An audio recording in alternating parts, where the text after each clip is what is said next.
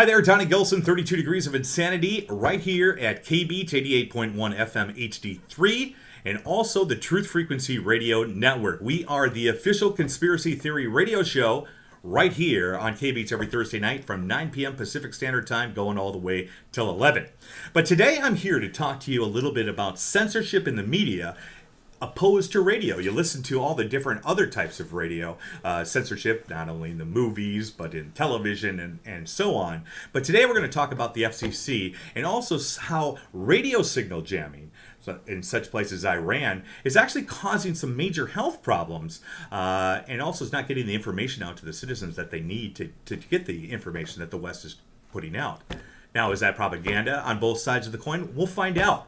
Now, the FCC regulates the interstate and international communication by both radio, television, wire, satellite, and cable in all the 50 states, the District of Columbia, and the U.S. territories, and is an independent U.S. government agency overseen by Congress. And the primary authority of communication law, regulation, and technology innovation throughout the United States of America. The FCC is barred by law to try to prevent the broadcast of any point of view, and it is the Communications Act that prohibits the FCC from censoring broadcast material in most cases, and from any regulation that would interfere with freedom of speech. Now, the Communication Act of 1934 is a United States federal law, and it was signed into law by President Franklin D. Roosevelt on June 19, 1934, which replaced the existing Federal Radio Commission with a more modern FCC. The FCC does have enforcement responsibilities in certain instances. For the example, indecent material. Now, George Carlin talks about the fuck, shit, cunt, piss, all of that, tit, all of that. You can't say that stuff on the radio. But if you're an alternative radio, you can do whatever you frickin' want. You can talk about whatever the fuck you want. But if you're under the FCC, like we are here at Truth Frequency Radio and also at KBeach, we have to be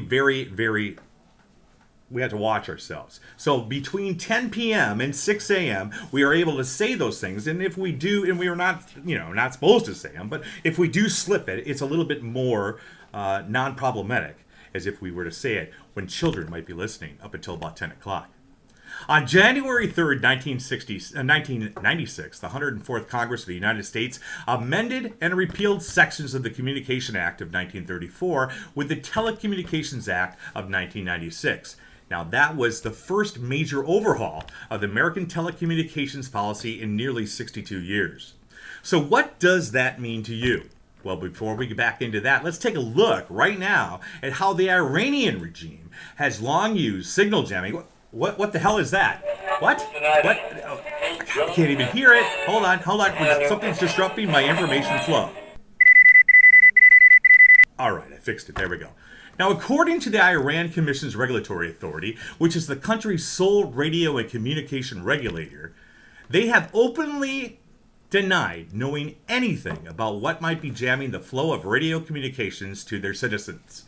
It is a well-known fact that the Iranian regime has long used signal jamming to disrupt the free flow of information and has routinely jammed signals of international broadcasters such as the BBC, the Persian TV, Persian Service, Radio Farda, United States, even possibly trying to jam satellite frequency as well, in their to prevent media coverage critical to Tehran and others throughout the regions of Iran.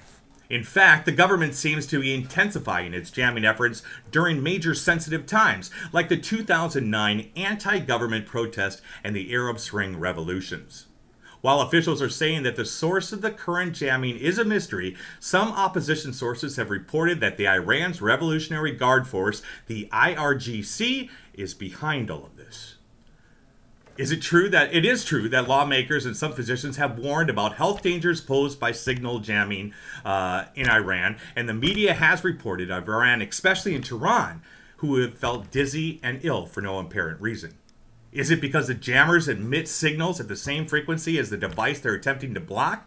Well, it is true that the Iranian government has tried to block radio broadcast signals throughout Iranian networks. However, since the rise of satellite radio like Sirius XM, Truth Frequency Radio Network, 32 Degrees of Insanity, Infowars.com with Alex Jones. It has become increasingly harder to block such content from their citizens throughout the regions. It is estimated that 40 to 60% of people living in the capital receive satellite broadcasts from throughout the world, including broadcasts right here in the United States. Now, it all sounds like somewhat like a conspiracy, which is perfect for my radio show. So is there really censorship in radio broadcasting? Well, let's take a look. There is one real threat that we need to watch out for. And it is a communication bill that could squeeze the bandwidth of those trying to report the real situations that are happening throughout the world, that don't have little or no money to really get the information out and could be blocked by the corporate monsters such as Verizon, AT&T, and Comcast. And that is a simple threat called net neutrality. All I say is, please, if you want to be oppressed like Iran, well then continue and support censorship like net neutrality. But if you want the FCC to be on their main thing, and you want to go with the mission statement that they have always had, is what? To promote robust competition and innovation in the telecommunications marketplace by strictly only enforcing the Communications Act and the FCC rules. If they do that, then we will have a better tomorrow. I'm going to take you out. 32 Degrees of Insanity every Thursday night with Donnie Gilson. Here's the Family Guy and the FCC censorship. It's a play on you. Have fun. See you later. The side boob hour? Peter, that's it. I asked you to stop this and you didn't listen to me. I'm sorry, but you left me no other choice.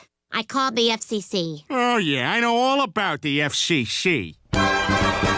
They will clean up all your talking in a manner such as this. They will make you take a tinkle when you want to take a piss. And they'll make you call fellatio a trouser-friendly kiss. Here's the plain situation. There's no negotiation with the fellas at the freaking FCC. They're as stuffy as the stuffiest of special interest groups. Make a joke about your bowels and they order in the troops. Any baby with a brain could tell them everybody poops. Take a tip, take a lesson. You'll never win by messing with the fellas at the freaking FCC. And if you find yourself with some young sexy thing, you're gonna have to do her with your ding-a-ling. 'Cause you can't say penis, so they sent this little warning. They're prepared to do their worst. And they stuck it in your mailbox, hoping you could be coerced. I can think of quite another place they should have stuck it first. They may just be neurotic or possibly psychotic.